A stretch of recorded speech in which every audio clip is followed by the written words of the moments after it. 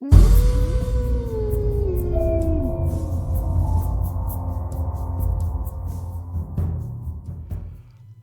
fairy finders and fairy seekers. Welcome to FaerieQuest. Today's video is part one of a small series about attracting fairies. Attracting fairies is one of the biggest things searched for on the internet at any given time. People want to know how to be able to see fairies, how to attract fairies. The one thing that is pretty common with all this is that, you're told plant flowers, leave out sweets, things like that. Anything that would, colorful things, anything that would attract what people believe that fairies like. This series is going to be about possibly a little bit more permanent visitations from the fairies. And when I say that, I'm talking about creating a type of sanctuary for them. And you may wonder, what's the point of that?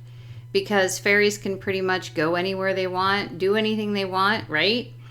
Well, a lot of the fairies that I have actually dowsed with and spoken to through computer typing, they stay pretty much in their own designated area of the forest or the wooded areas because they have specific jobs that they do.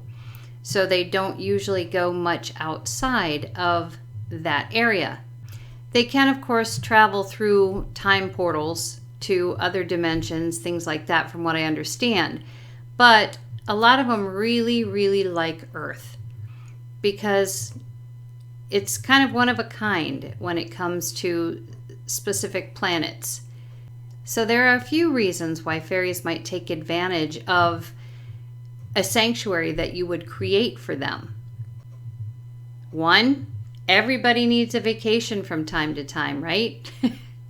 It could also be a retirement place for them because eventually, everybody ages, even fairies, and eventually maybe they don't want to have the responsibility that they have, and that responsibility is passed down to a younger generation, allowing them to perhaps retire.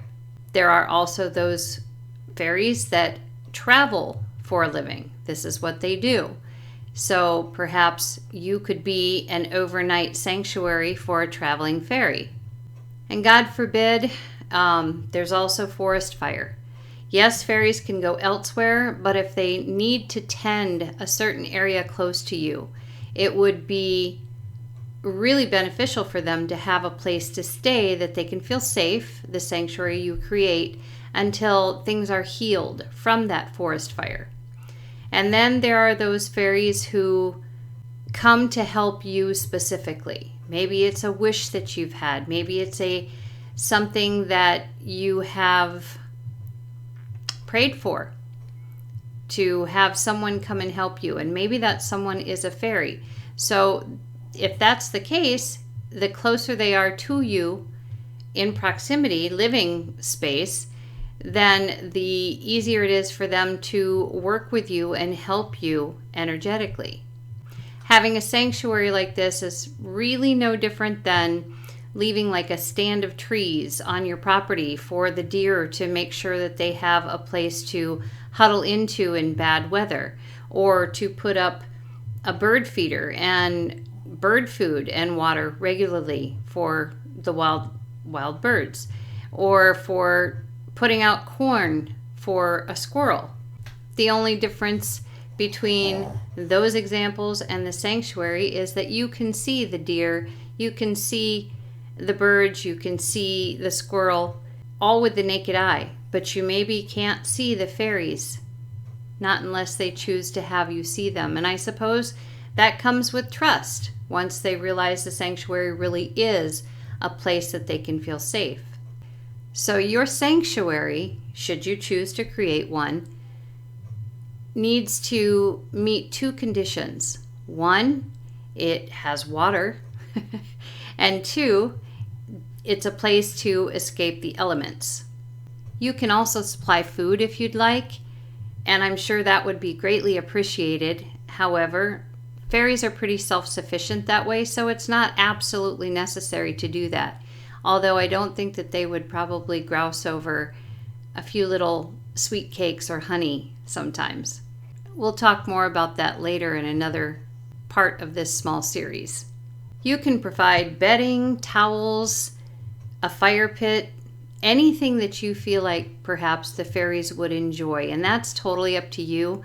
But again, they are very self-sufficient, so it's not absolutely necessary to do those things, unless, of course, you're planning on doing, say, a spa or an overnight traveling sanctuary, anything that would require a fairy to stay for any period of time, whether it be overnight or extended, a week, 2 weeks.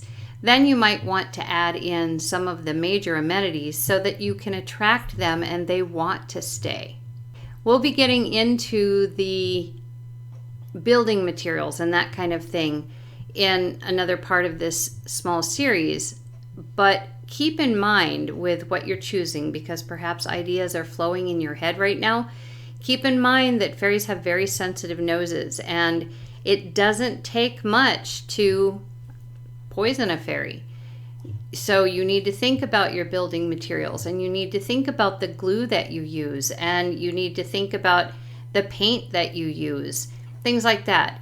And if in doubt, think child. What can you use around a small child that is not endangering their life? You need to think of that when you're building for fairies as well. And that includes, if you would decide to give them, say, shampoo or soap or anything like that, you want to make sure that it's natural, because their skin, their hair, their general makeup is not accustomed to anything with chemicals.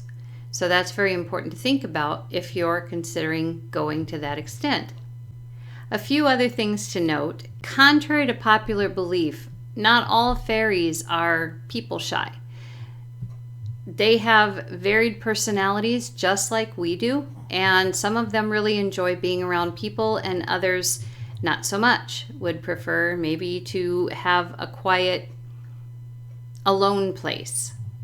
You will end up attracting fairies that have a personality probably very close to your own, but it will also depend upon where you set up your sanctuary. And again, we will cover more about that in another part of this small series.